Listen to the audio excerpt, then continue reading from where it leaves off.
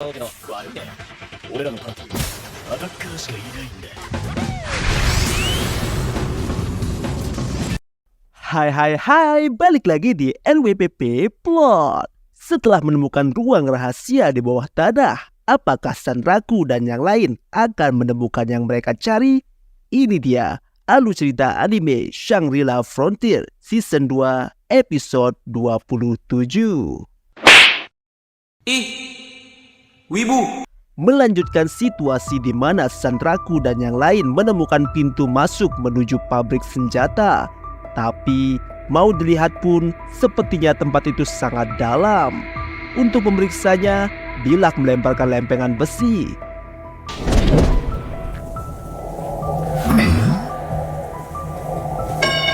Dan benar saja, lubang itu lumayan dalam.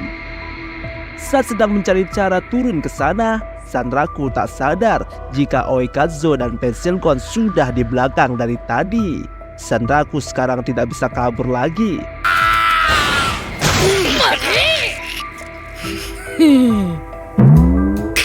Saat Sanraku bertanya bagaimana mereka bisa tahu lokasi Sanraku, ternyata Pensilgon dan Oikazo tahu jika Sanraku menyimpan banyak kristal Scorpion di inventory. Dan tentu Pensilgon tahu kristal Scorpion hanya muncul di tebing kristal. Jadi Sanraku bisa dilacak. Sanraku benar-benar lupa jika inventory itu bisa diakses juga oleh Pensilgon dan Oikazo. Oikazo lalu bertanya, siapa kelinci coklat dan kucing yang bersama Sanraku? Dengan lantang, Sanraku bilang jika dia adalah penempat skenario unik yang tak mungkin ditemui Oikazo.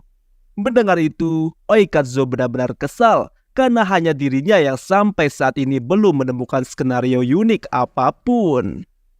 Setelah itu, Sanraku meminta bantuan Pensilgon dan Oikazo untuk membantunya mencari unit implementasi sihir. Dan yang dikorbankan untuk terjun pertama adalah Oikazo. Ya, mau tidak mau, Oikazo turun lebih dulu. Tatsuka-kun, go!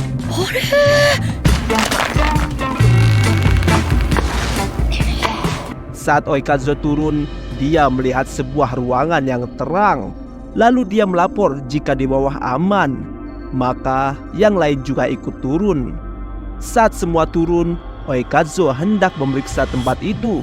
Tapi tak sengaja, dia mengaktifkan alarm peringatan. Lalu tiba-tiba muncullah golem 4 lengan yang sekilas mirip Wazaemon. Mereka harus mengalahkannya untuk bisa masuk ke dalam ruangan itu. Aramis selalu memberanikan diri untuk melakukan serangan pertama dengan skill Primal Slash.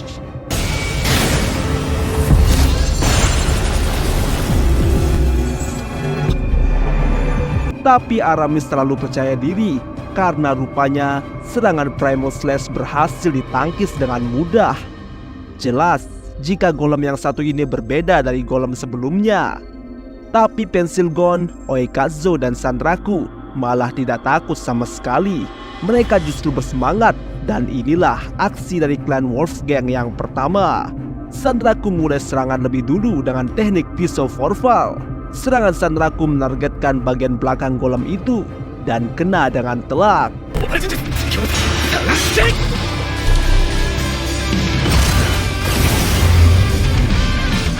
Sanraku lalu berlari di tembok.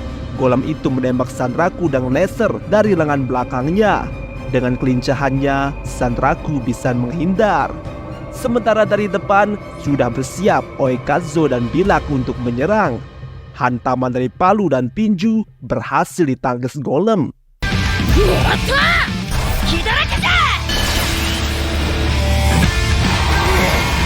Sementara Sanraku dari belakang masih diserang laser. Oikazo dan Bilak terus melakukan serangan dari depan. Dari jauh, Aramis dan Emul menyiapkan serangan mereka. Dan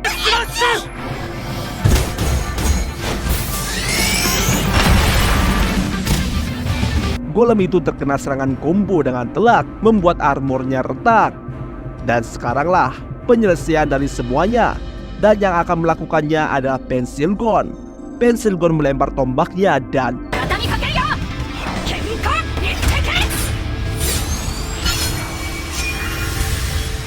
Tombaknya tepat mengenai armor golem yang retak.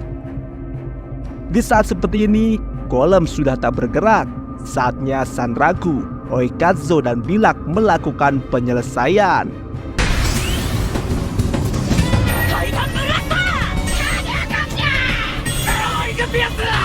Dan golem penjaga pun berhasil dikalahkan.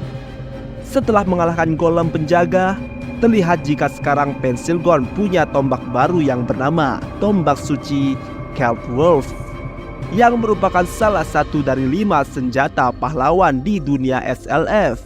Sementara itu, Oikazo dengan susah payah membuka pintu. Dia selalu saja gagal membukanya. Tapi setelah beberapa kali mencoba, akhirnya Oikazo berhasil membuka pintu itu. Rupanya untuk membukanya dibutuhkan legacy weapon dari Wazaemon. Huh?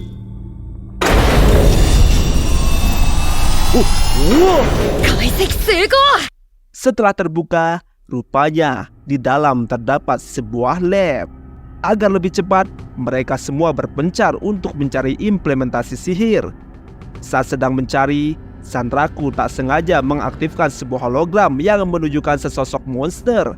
Sanraku mengira jika ini adalah monster yang dilawan pada masa kemuliaan dulu. Mereka terus mencari sampai saat Emul menunjukkan sesuatu yang dia pakai di kepalanya. Emul meminta penilaian Sanraku bagaimana penampilannya memakai benda itu di kepalanya. Tapi Sanraku malah mengabaikannya. Emul yang kesal pergi ke tempat Bilak untuk menunjukkan benda yang dia temukan. Ternyata Bilak terkejut karena yang dipegang oleh Emul adalah yang mereka cari, yaitu unit implementasi sihir. Sanraku menjadi bersemangat dan berniat untuk segera kembali ke Rebituza. Tapi Oikazo dan Pensilgon menahan Sanraku agar tidak kabur karena urusan mereka belum selesai. 勢いで逃げようとしているのバレバレなのよ、三楽くん。 Di mana ternyata selama ini banyak yang ingin menemui Sanraku, dan itu membuat Oikazo dan Pensilgon kerepotan. Sanraku yang tak mau repot bilang dia harus melanjutkan skenario uniknya. Tapi Bilak bilang dia sudah tidak butuh Sanraku untuk saat ini. Jadi Sanraku tidak punya alasan untuk kabur. Selanjutnya, mereka kembali ke Egghold untuk mengantar Bilak, Emul, dan Aramis ke Rebituza. Tapi Emul tidak kembali karena Pensilgon dan Oikazo punya tugas khusus untuk Emul. Saat Sanraku bertanya, tugas apa? Tiba-tiba muncul sekelompok orang di mana mereka berasal dari klan binatang buas.